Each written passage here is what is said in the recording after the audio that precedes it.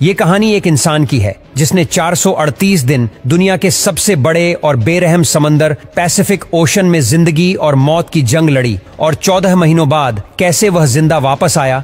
तो चलिए जानते हैं इतिहास की सबसे बड़ी दर्दनाक सच्ची कहानी। 2012 जोस साल्वाडोर नाम का एक मछुआरा जो मेक्सिको के एक गांव कोस्टा अजून में रहता था। 17 नवंबर 2012 में जोस और उसका एक साथी मिलकर फिशिंग करने निकलते हैं।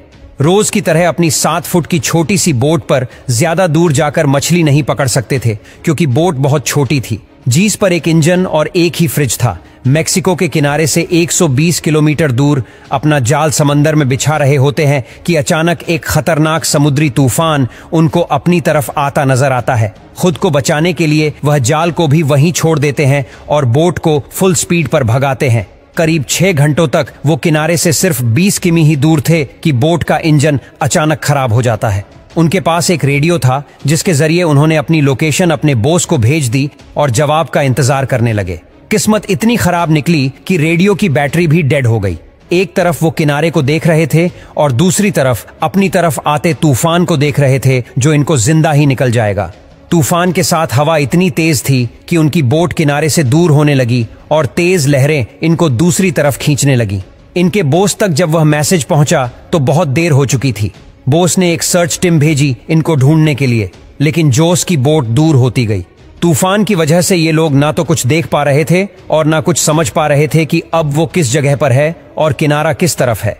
5 ही दिन में इनकी बोट किनारे से 400 किमी दूर पहुंच चुकी थी। छोटी बोट होने की वजह से इनको ढूंढ पाना और भी मुश्किल हो रहा था। दोनों एक दूसरे को देखकर मन ही मन में सोचने लगे, शायद अब बचना मुश्किल है। 2 दिन पहले ही खाना भी खत्म हो चुका था। मछली पकड़ने के लिए भी उनके पास अब कोई सामान नहीं था क्योंकि जाल वो पहले ही छोड़ के आ चुके थे। दोनों का भूख से बुरा हाल था। ये दोनों अपनी भूख मिटाने के लिए बोट पर आने वाले परिंदों से अपना गुजारा करते थे और बारिश के पानी को पीकर वो जिंदा रहते थे।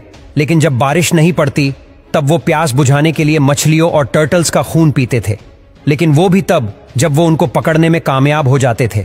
दिन गुजरते गए और ये दोनों इतने मेंटल टॉर्चर से गुजर रहे थे कि जोस का साथी ये टॉर्चर बर्दाश्त ना कर सका और 4 महीनों के बाद उसने सुसाइड कमिट कर लिया। और अब बोट पर सिर्फ जोस अकेला था और उसके चारों तरफ पानी ही पानी था। जोस सोचने लगा कि शायद मेरी किस्मत में मरना ही लिखा है।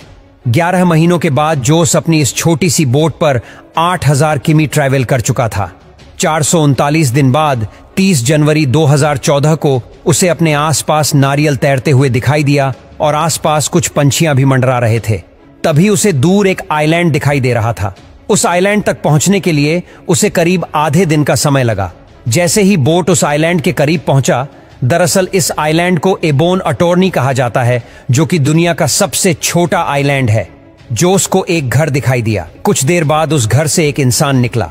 करीब 14 महीने तक समुद्र में गुजारने के बाद वो पहली बार किसी जिंदा इंसान को देख रहा था। उसकी कहानी जानने के कुछ ही देर बाद वहां पर लोकल पुलिस पहुंच गई। जोस अपनी पूरी जर्नी पुलिस वालों को बताई, लेकिन उसके बाद का यकीन करने वाला कोई नहीं था। भला 438 दिनों तक कैसे कोई एक छोटे से बोट में जिंदा रह पाता, वह भी बिना खाए पिए। जोस की बातों को साबित करने के लिए अपने बॉस को कॉल किया जो उसे मछली पकड़ने के लिए भेजा करता था। उसके बॉस ने भी यह पुष्टि कर दी कि हाथ जोस मेरे लिए काम करता था और 1 साल पहले वह समुद्र में खो गया था। अब वो किसी और कंट्री में पहुंच चुका था, वो भी बिना वीजा के। इसीलिए कुछ दिनों के कानूनी कार्यवाही करने के बाद उसे वापस मेक्सिको भेज दिया गया। तो दोस्तों, जोस ने 14 महीनों जिंदगी और मौत की जंग लड़ी और जिंदा वापस आया।